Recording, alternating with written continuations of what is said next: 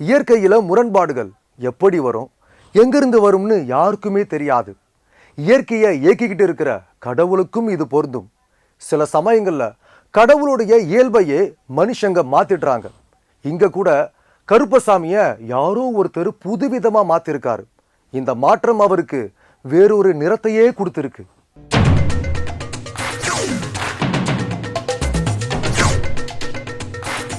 தப்பு செய்தால் தூண்டில் போடும் கருப்பு, துரோகிகளை துண்டாடும் ஒரு விபரீத காணிக்கை.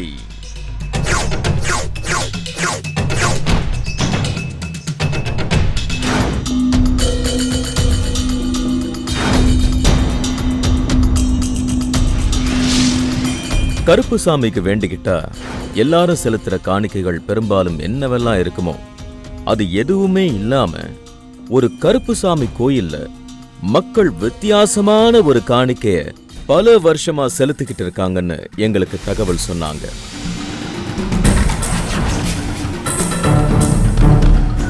அப்படி என்ன வித்தியாசமான காணிக்கை செலுத்திக்கிட்டு இருக்காங்கன்னு பார்க்க இப்ப நாம அங்க போயிட்டு இருக்கோம்.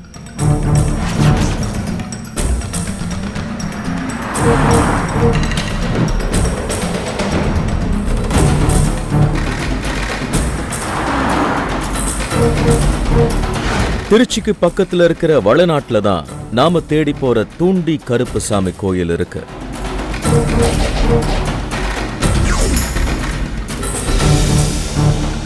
ஊருக்குள்ள வந்ததும் கருப்புசாமி கோயிலை பத்தி கேட்டுக்கிட்டே போனோம். கோயில் ஊரை விட்டு தள்ளி காட்டு பகுதியில இருப்பதா சொன்னாங்க. அங்கிருந்து டிராவல் பண்ணி கோயில் இருக்கிற இடத்துக்கு வந்தோம்.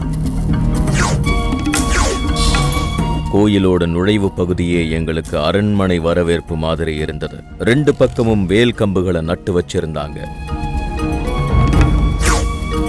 நெருக்கமா நின்னுக்கிட்டு இருக்கிற அந்த வேல்களை யாரோ போருக்கு கிளம்ப தயாரா நிறுத்தி வச்சுட்டு போன மாதிரி இருந்தது.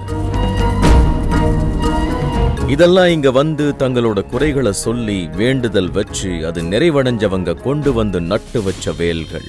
அவ்வளவு அற்புதங்கள் இங்க நடந்ததுக்கான சாட்சியங்கள் தான் இது எல்லாமே. இப்படி பார்த்துக்கிட்டு போக போகதான் ஒரு உண்மை எங்களுக்கு தெரிஞ்சது. இந்த தூண்டி கருப்புசாமிக்கு தனி கட்டிடம் இல்லை. தனக்கு இப்படி இருக்கதான் பிடிச்சிருக்குன்னு இந்த கருப்புசாமி சொன்னதா சொல்றாங்க. ஆனா இந்த வேல்கள் எல்லாம் சேர்ந்து இந்த இடத்தை ஒரு வேல் கோட்டை மாதிரி மாத்தி இருக்குன்னு எங்களுக்கு நல்லாவே புரிஞ்சது.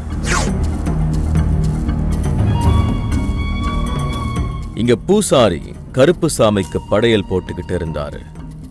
இவர் சுயம்புவா உருவான கருப்புசாமி அப்படிங்கறதால உருவ சிலை இவருக்கு இல்ல.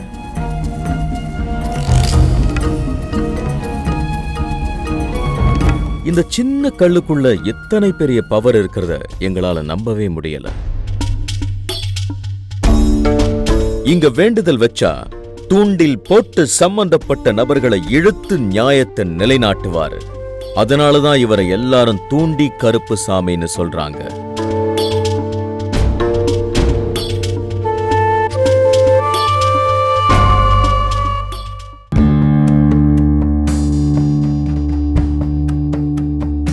இரண்டு பெண்கள் சாமி கும்பிட்டுக்கிட்டு இருக்காங்க. தீபம் ஏத்துற இடத்துக்கிட்ட இல்லாம அவங்க தள்ளி நின்னு சாமி கும்பிட்டுக்கிட்டு இருந்தது கொஞ்சம் வித்தியாசமா இருந்தது. அதுக்கான காரணம் தெரியாம நாங்க பார்த்துக்கிட்டு இருந்தோம். இப்படி தூரத்துல நின்னு வழிபட காரணம் இருக்குன்னு சொல்றாங்க. முன்னாடியெல்லாம் கன்னி பெண்கள் இந்த கோயில் பக்கமே வரக்கூடாதுன்னு இருந்திருக்கு. ஆனா இப்போ சமீப காலமா தூண்டி கருப்புசாமி கிட்ட பெர்மிஷன் வாங்கி உள்ள பெண்கள் வரலாம்னோ, ஆனா அதுக்கு ஒரு தூரம் இருக்கணும்னு முடிவாயிருக்கிறதா எங்களுக்கு சொன்னாங்க.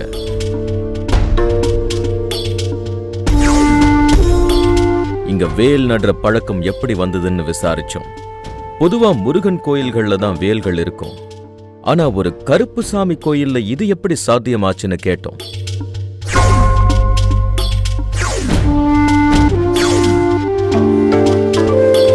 இந்த கோயில் பக்கத்துல இருக்கிற ஒரு ஜமீனுக்கு சொந்தமானது. அந்த ஜமீன்தாருக்கு ஆண் வாரிசு இல்லாம போயிருக்கு. இரண்டுமே பெண் பிள்ளைகளா பிறந்ததால ஒரு ஆண் குழந்தை இல்லையேன்னு வேதனையில இருந்திருக்கிறார் ஜமீன்தார். அதுக்காக இந்த தூண்டி கருப்பசாமி கிட்ட வந்து வேண்டுதல் செஞ்சிருக்காரு.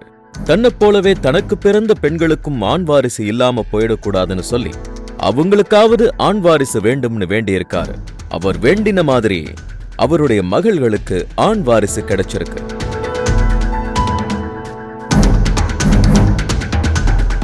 வாரிசு கொடுத்த கருப்பசாமிக்கு அவர் இங்க ஒரு வேல் செஞ்சு கொண்டு வந்து சாத்திருக்காரு. ஜமீன்தாருக்கு இப்படி நடந்த விஷயம் பலருக்கும் பரவ, ஜமீன்தார் போலவே தூண்டி கருப்பசாமி கிட்ட பொதுமக்களும் வேண்டுதல் வச்சுட்டு அது நடந்ததும் வேலை கொண்டு வந்து காணிக்கையா செலுத்த துவங்கியிருக்காங்க.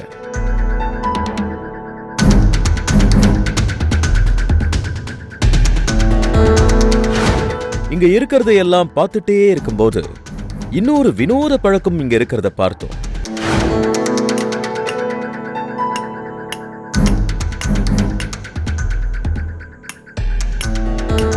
ஒரு இடத்துல நிறைய காசுகளை வெட்டி போட்டுக்கிட்டு இருந்தாங்க. ஒருத்தர் காசை வெட்டிக்கிட்டு இருந்தாரு. இதுக்கு பெயர் ஈடு போடுறதுன்னு சொன்னாங்க. இப்படி காசை வெட்டி ஈடு போடுறது மூலமா தங்களோட பிரச்சனை தீரும்னு ஒரு நம்பிக்கை நீண்ட நாளா இருக்கான். இந்த மாதிரி ஈடு கட்டுறது மூலமா தங்களோட துரோகிய, எதிரிய சாமி பழி வாங்கிடும்னு இங்க உள்ளவங்க இப்படி செஞ்சுக்கிட்டு இருக்காங்க. ஆனா இங்க இருக்கிற காசுகள் முக்கிய தெய்வமான தூண்டி கருப்பசாமிக்கு எதிரில இல்லாம வேற ஒரு இடத்துல இருக்கிறத பார்த்தோம். இங்க இன்னொரு சாமியும் இருக்கு. அப்போதான் எங்களுக்கு பூசாரி விஷயத்த சொன்னாரு. சின்ன கருப்பு, பெரிய கருப்புன்னு இங்க 2 சாமிகள் இருக்கு. தப்பு செஞ்சவங்களை தண்டிக்கிற வேலைய பெரிய கருப்பு செய்ய, கூடவே இருந்து துரோகம் செய்யறவங்கள சின்ன கருப்பு தண்டிக்கிறதா சொல்லவும் எங்களுக்கு ஆச்சரியமான உணர்வு மேலோங்குச்சு.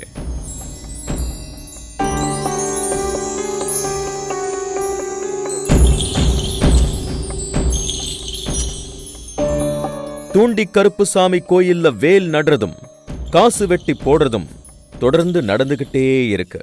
தூண்டி கருப்பசாமி வந்து நியாயத்துக்கு துணை போவார், அநியாயத்துக்கு துணை போக மாட்டார். அதனால இவர் பேர் தூண்டி கருப்பசாமி கோயில், தூண்டி கருப்பர். அதனால இவர் வந்து நினைத்த காரியம் நிறைவேறனால இவங்களுக்கு ஃபுல்லாக வேலு. காசு வெட்டி போட்டால் அவங்க வந்து சொத்து பிரச்சனை, பண பிரச்சனை, யார்கிட்டனாச்சும் கொடுத்து ஏமாந்து போகிறது. அதுக்காக காசு வெட்டி போட்டு போனால் எந்த காரியம் இருந்தாலும் நிறைவேறு. அந்த வேல்கள் தான் இவ்வளோ வேல்கள். அது மட்டும் இல்லாம இங்க இருக்கிற எல்லா நிலத்துக்கும் மக்களுக்கும் இந்த தூண்டி கருப்புசாமி தான் காவலா இருந்து இன்னைக்கும் நடமாடிக்கிட்டு இருக்கிறதா இந்த பகுதியில பேசிக்கிறாங்க.